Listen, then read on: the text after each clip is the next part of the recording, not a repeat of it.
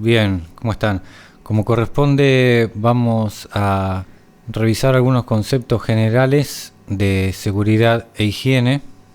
La seguridad e higiene se refiere a la aplicación de un conjunto de medidas sobre la seguridad y prevención de riesgos laborales para los trabajadores. El objetivo es de ofrecer y mantener puestos de trabajo seguros y dignos para que las personas puedan desarrollar sus funciones sin deteriorar su salud y sin comprometer su seguridad personal. La seguridad, por un lado, se relaciona con todas aquellas medidas y políticas que gestionan la protección y bienestar de las personas, evitando riesgos. Es un término utilizado en las ciencias sociales, sus ramas de investigación y desarrollo. Existen diferentes tipos de seguridad, como seguridad jurídica, seguridad social, seguridad bancaria, seguridad informática, entre otras. Por su parte, se entiende por higiene todos aquellos métodos y hábitos que tienen las personas para el cuidado y aseo personal, así como por el mantenimiento de los espacios de convivencia y trabajo, a fin de prevenir enfermedades o diversos problemas de salud. Una definición de los riesgos laborales son todos aquellos aspectos del trabajo que pueden causar posibles daños y promueve todo lo relacionado con seguridad, higiene y bienestar laboral. Medidas de seguridad e higiene laboral. Estas son algunas de las medidas que aplican en las empresas o instituciones para evitar los riesgos laborales y mejorar el entorno laboral de los trabajadores. Servicios médicos que tengan un dispensario y un profesional en el área de la salud, así como los equipos médicos y medicamentos con los cuales brindar los primeros auxilios. Las empresas o instituciones deben contar con las herramientas de seguridad básicas y necesarias para sobrellevar cualquier situación irregular que se presente, bien sea natural o por causa del hombre, como incendios, terremotos, fugas de gas, entre otros. Prevención de riesgos químicos, físicos o biológicos, aplicando rigurosas normativas de seguridad. Hacer constantemente el mantenimiento de los espacios donde laboran las personas, es decir, mantener la iluminación, temperatura y ruido adecuados para no afectar el desempeño de los trabajadores. Instruir sobre cómo actuar ante una situación de riesgo o accidente laboral a los empleados nuevos. Condiciones de seguridad y señalización donde la electricidad estática represente un peligro. Instruir a los trabajadores acerca de las normas de seguridad que se den a seguir en sus puestos y áreas de trabajo. Tomaremos como base de referencia la normativa ISO 45001. Es una norma internacional que especifica los requisitos para un sistema de gestión de salud y seguridad ocupacional y proporciona indicaciones para su uso, para permitir a las organizaciones proporcionar trabajos seguros y saludables, prevenir accidentes en el trabajo y problemas de salud, además de mejorar los sistemas de salud en el trabajo de manera proactiva. Es aplicable a cualquier organización que desee establecer, implementar y mantener un sistema de gestión para mejorar la salud y la seguridad en el trabajo, eliminar los riesgos y minimizar los riesgos, incluidas las fallas del sistema, aprovechar las oportunidades de la seguridad de salud en el trabajo, ayuda a una organización a alcanzar los resultados esperados de su sistema de gestión. En el mundo existirán diversas normativas o leyes que harán uso de una cierta cantidad de complementaciones, ya sea regional o por algún índice internacional, que brindarán asistencia legal dependiendo del alcance de las mismas, siempre referido a la seguridad e higiene laboral. Por ejemplo, en Ecuador existe la ley SART, en Perú la ley 29.783 y nombraremos en Argentina la ley 18.587 para la reglamentación de conceptos de seguridad e higiene laboral. Una de las particularidades de la Ley de Seguridad e Higiene es la obligación de conceptos básicos para trabajar.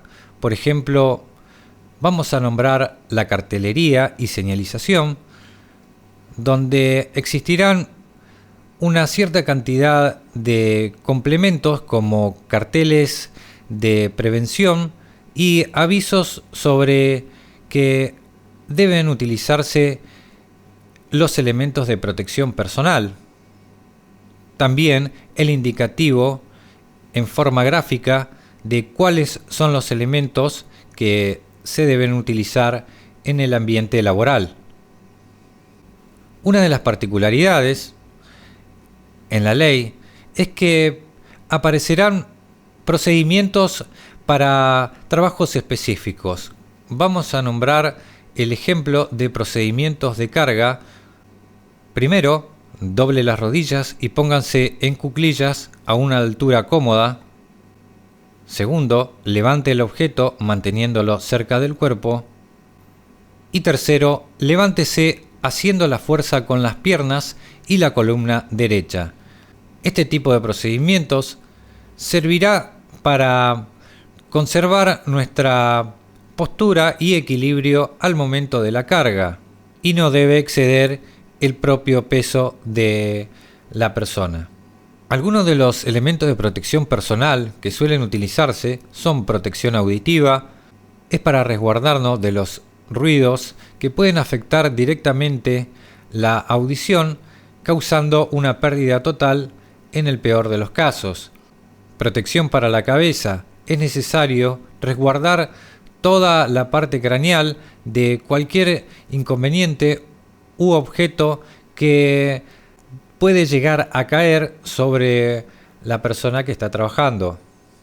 Protección respiratoria. Habrá diversos tipos de barbijos o mascarillas para tal efecto. Protección visual. Deberán utilizarse gafas de protección o alguna máscara que cubra la totalidad de la visión.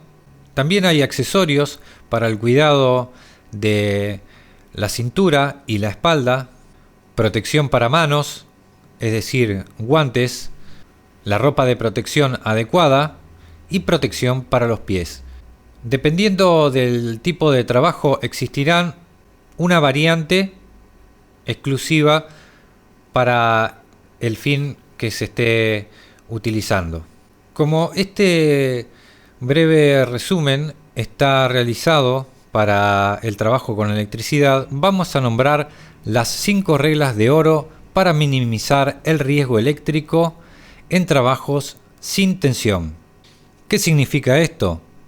Estos tipos de procedimientos son para que no haya peligro de electrocución en el momento de trabajos con electricidad, es decir, aislar la parte exclusiva donde trabajaremos. En nuestro caso, como electricistas, vamos a considerar primero desconectar la instalación, cortando en forma efectiva cualquier tipo de tensión.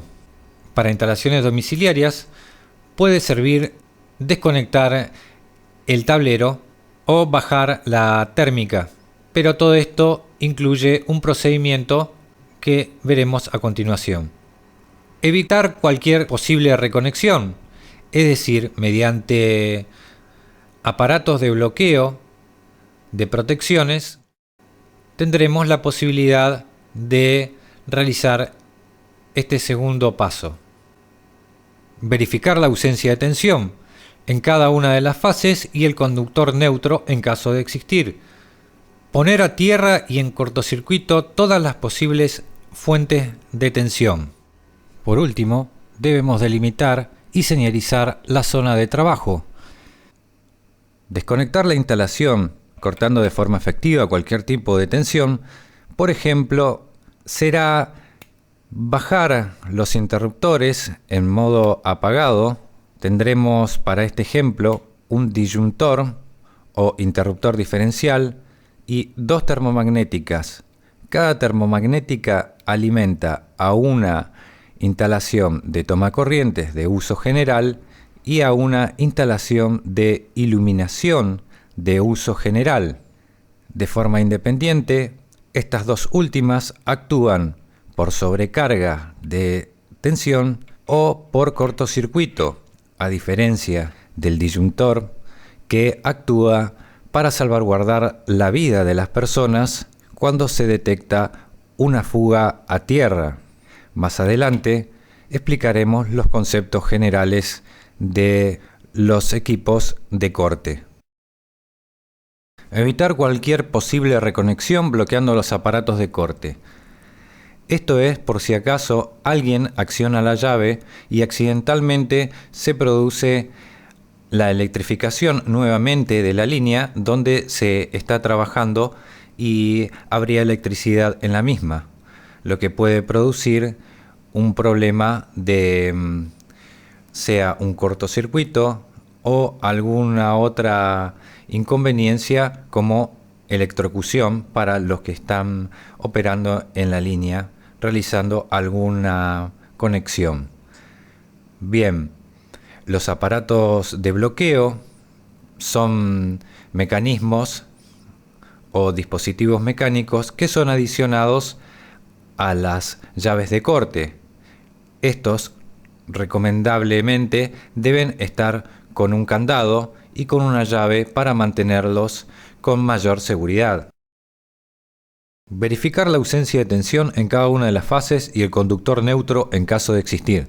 Bien, podemos utilizar un multímetro para tener referencia si realmente existe un corte efectivo del voltaje de la línea.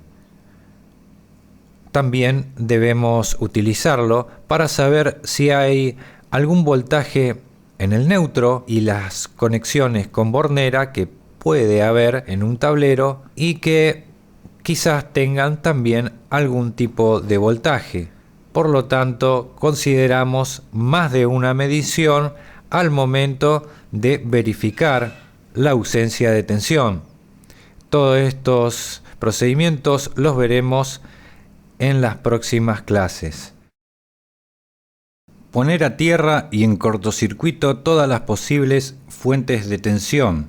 Como ejemplo, vamos a tomar de referencia el sector del tablero y herramientas que debemos adicionar a las que normalmente trae un electricista. Habrá que tener dos jabalinas adicionales a la instalación si ésta posee alguna de ellas conectada a la red principal o a la vivienda. Por lo tanto, no tomaremos como referencia esas protecciones, sino las que llevaremos como electricistas. Habrá que conectar una puesta a tierra con una jabalina uniendo los cables de entrada, que también incluyen el fusible aéreo desconectado, que debe ser considerado antes de la entrada del tablero. Estos cables en cortocircuito harán que la parte de la entrada esté independientemente desconectada del tablero.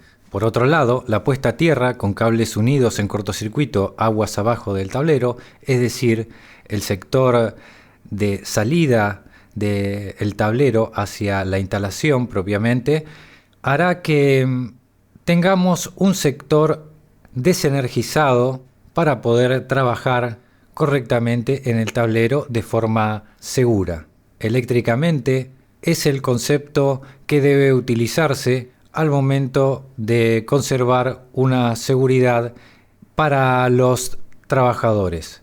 Este tipo de normativa suele utilizarse en tendido de redes eléctricas y por empresas distribuidoras.